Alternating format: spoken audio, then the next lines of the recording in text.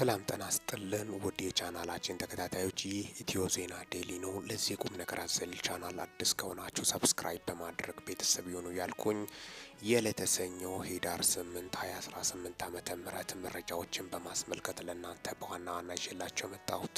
በቅድሚያ የወልቃይት ማንነትን በማስመልከት ኮሎኔል ደመቀ ዘውዱ ያስተላለፉት መልእክት አለ።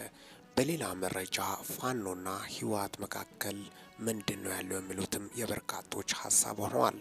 ሌላኛው መረጃ ደግሞ በትግራይ ጉዳይ አጠቃላይ አቶ ጌታቸው ረዳ ምን አሉ? ሰሞኑን የኢትዮ ኤርትራ ጉዳይ ወዴት ሊያመራ ይችላል የሚል የበርካቶች ትንታኔንም የያዝነው መረጃውን አጠቃላይ በትንታኔ ይዘንላችሁ ስለመጣን ወደ ትንታኔ መረጃዎች ይሻገራለሁ። እስከ መጨረሻው እንድታደምጡኝ በትህትና ጠይቃለሁ። በቅድሚያ እንግዲህ የኮሎኔል ደመቀ ዘውዱን በማስመልከት ያስተላለፉት መልእክት አለ።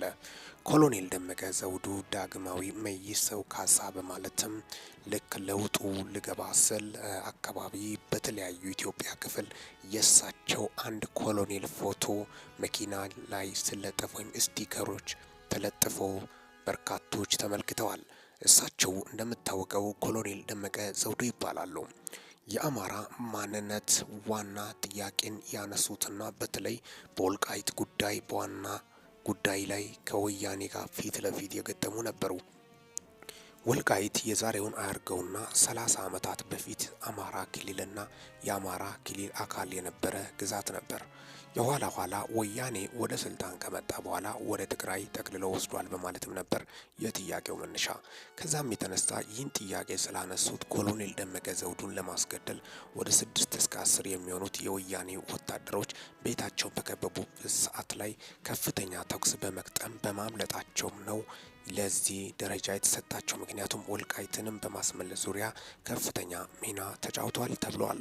ኮሎኔል ደመቀ ዘውዱ ታዲያ ሰሞኑን ያስተላለፉት መልእክት አለ። ስለ ፋኖና የተለያዩ አካላትን በማስመልከትም ያስተላለፉት ኮሎኔል ደመቀ ዘውዱ እንግዲህ በሰሜኑ ጦርነትም ወልቃይት ተጠብቆ ነበረ። ምክንያቱም ወልቃይት እንግዲህ በህዝበ ውሳኔ የፕሪቶሪያ ስምምነት በኋላ በህዝበ ውሳኔ ይሁን ቢባልም እስካሁን ድረስ እንግዲህ የህዝበ ውሳኔ ሊደረግ ስልም ከፍተኛ የፖለቲካዊና ጦርነቶች፣ ግጭቶች ህወሓትም አመጾን በመንግስት መካከል ከፍተኛ ሙግት አልፎም ደግሞ የተኩስ ልውውጥ በተነሳ ጉዳይ ከዛም የተነሳ የፕሪቶሪያ ስምምነት ሊፈጸም አልቻለም በማለት ነው በርካቶቹም እየገለጹ ያሉት። ታዲያስ በወልቃይት ዙሪያ ኮሎኔል ደመቀ ዘውዱ ያስተላለፉት መልእክት በአሁኑ ሰዓት አንዳንድ ባንዳዎች ህወሓትን ደግፎ መልሶ ለአማራ ተወላጅንን በማለት የአማራ ህዝብ ታሪካዊ ጠላት በማለት ነው ያስተላለፉት። እነዚህ ባንዳዎች ብታቀቡ የተሻለ ይሆናል። ህወሓት የኛ ከምንጊዜውም በላይ ታሪካዊ ጠላታችን ነው። በጣም የሚያሳዝነው ህወሓትን ወግኜ ለፖለቲካ ፍጆታ እጠቀማለሁ የሚል ሰው የአማራ ተወላጅ የሆነው ከምንጊዜውም በላይ ባንዳ ነው በማለትም ነው ያስተላለፉት።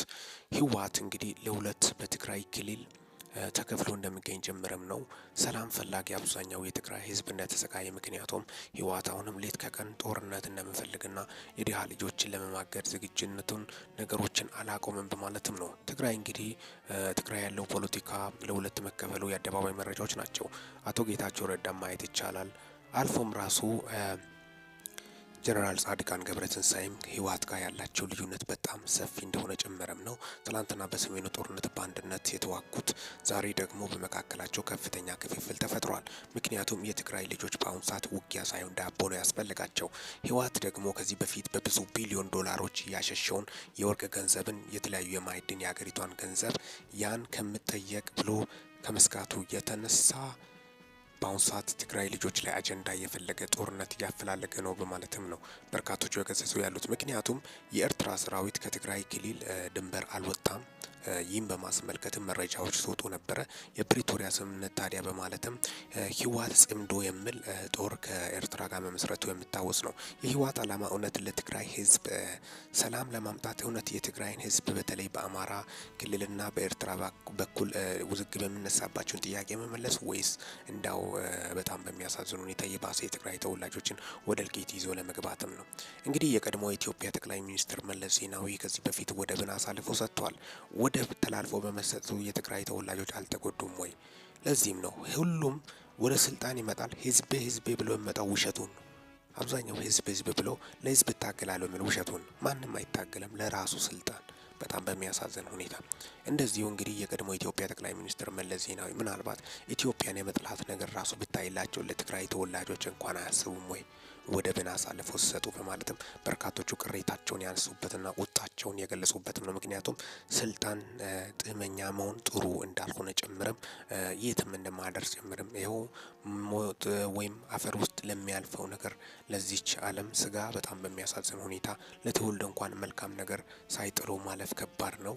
ይህ በርካቶችም ሀሳባቸውን ሲያነሱና ሲያንጸባርቁም ተስተውሏል ማለትም ነው። መሬት ላይ ያለው እውነታን በማስመልከት ነው። በአሁኑ ሰዓት እንግዲህ ህወሓት ጽምዶ የሚል ጦር ከኤርትራ ጋር በመስረቱ ይህን በማስመልከት የትግራይ ክልል ርዕሰ መስተዳድር ፕሬዝዳንት ታደሰ ወረደ አይደግፉም። ምናልባት የኤርትራ መንግስት እሳቸውን ለማስገደል እየፈለገ ነው በህወሓት በኩል በማለትም ጥንቃቄ እንዲያደርጉ በማለትም አቶ ጌታቸው ረዳ ለአቶ ታደሰ ወረደ ማስተላለፋቸውም የምታወስ ነው። ጀነራል ታደሰ ወረደ ከዚህ በፊት በሰሜኑ ጦርነት ላይም ተሳትፎ የነበራቸው የህወሓት አመራሮች መካከል አንዱ ነበሩ። ምናልባት ሞንጀሪኖና ዶክተር ደብረጽዮን ገብረ ሚካኤል የሚሄዱበት አካሄድ በመካከላቸው ከፍተኛ ልዩነትን እያሰፋ እንዳመጣ ጭምርም ነው። በቅርቡ እንደምታወቀው ወደ አፋር ክልል 6 ቀበሌዎችን ገብቶ የህወሓት ታጣቂዎች መቆጣጠራቸው የሚታወስ ነው። ሁለቱን ለቆ ወጥቶ ነበረ። የተቀበረውን ጦር መሳሪያም እየቆፈሩ ያወጡ ነበር። ሰው ለምንድን ነው ግን በዚህ ደረጃ ከእሳት ጋር የሚጫወተው በማለትም ነው። ምክንያቱም እርስ በርስ መዋጋት የት ያደርሳል በማለት ነው በርካቶቹም እየገለጹ ያሉት። ኤርትራም እንግዲህ በተመሳሳይ ሰዓት እንግዲህ ወደ ግብጽ የኤርትራው መሪ ወይም ፕሬዝዳንት ኢሳያስ አፈወርቂ ማቅናታቸው የሚታወስ ነው። ይህን የወደብ ጥያቄን ተከትሎ በማለትም እንግዲህ ምጽዋ አካባቢ የተለያዩ አውሮፕላኖች ሲያርፉ ተስተውሏል። ምናልባት የጦር መሳሪያ ሊሆን ይችላል በማለትም በርካቶቹ ብርቱ ስጋታቸውን ያስቀመጡበትም ሁኔታም ነው የተስተዋለው ማለትም ነው። ሁሉንም ነገር ወደ መቀመጫ ዙሪያ በማምጣት ነገሮችን መፍታት እንደሚሻል ጭምርም በርካቶቹም ሀሳባቸውን እየገለጹ እንደሚገኙ ጭምርም ነው። ምናልባት ጦርነቱ ከተነሳ ከባድና ልታወቅ በጣም በሚያሳዝን ሁኔታ በሚከብድ ሁኔታ በሚዘገንን ሁኔታ ከፍተኛ የኢኮኖሚ ግሽበትና ክሳራ ይዞ ልመጣ ስለሚችል ጦርነት እንደማያስፈልግ ጭምርም ሁሉም ጸሎት ወደ ፈጣሪ እንዲያደርግ ወደ ልማት እንዲገባ ነው። በሰላማዊ መንገድ ብጓጭና በፈታ የተሻለ ይሆናል። ምናልባት ለስልጣን ተብሎ የሚካሄድ ጦርነት ከሆነ በጣም ከባድ ነው ውጤቱ። መቼም በጣም በሚያሳዝን ሁኔታ የሚሆነው ነገር በማስመልከት እንግዲህ እየተሰሙ ያሉት መረጃዎች አስደንጋጭ መረጃዎችን በማስመልከት በሀገሪቱ ላይ ያለው ሁኔታ ሁሉም ወደ ፈጣሪ ይቅረብ። ጦርነት አያስፈልግም፣ በሀገር ደረጃ አያስፈልግም። ህወሓትም ይረፍ፣ ሁሉም ሰው ይረፍ። ህወሓት የትኛው አፈሙዝ ነው? እነሱ ገብቶ ለምን አይዋጉም? አመራሮቻቸው ልጆቻቸውን ይዞ። ስለዚህ እስከ መቼ ነው የድሃ ልጅ ስር ያለው የሚያልቀው በማለትም ነው በርካቶቹም እየገለጹ ያሉት። የድሃ ልጅ ትላንትናም የድሃ ነው፣ ነገም ድሃ ነው። ስለዚህ ለሱ የሚያስፈልገው ልማት ነው፣ ጦርነት አያስፈልገውም በማለትም ነው። አካል ጉዳት ነው ከጦርነት የሚገኘው። አካል ጎደሎ ሆኖ ነው የሚመጡት በጣም በሚያሳዝን ሁኔታ። ስለዚህ ይህን በማስመልከት እጅግ አሳዛኝና ልብ ሰባሪ መረጃዎችን በማስመልከት ዕለታዊ ሊደመጡ የሚገቡ መረጃዎችን በማስመልከት የዕለተ ሰኞ ህዳር 8 2018 ዓመተ ምህረት መረጃዎችን በማስመልከት ነው ለእናንተ ይዤላችሁ መጣሁት። ይህ ኢትዮ ዜና ዴይሊ ነው። ለዚህ ቁም ነገር አዘል ቻናል አዲስ ከሆናችሁ ሰብስክራይብ በማድረግ ቤተሰብ ይሁኑ። ይህንን ቪዲዮ ላይክ፣ ሼር እና ኮሜንት በማድረግም ላልሰሙት እንዲዳረስ ያደርጉ። ለሰዓታት አጠቃላይ ያሉኝ መረጃዎች ይህን ይመስላሉ። በወቅታዊና አጫጭር መረጃ እስከምንገናኝ ድረስ በያላችሁበት ዓለም ክፍል ሰላም ያቆያችሁ።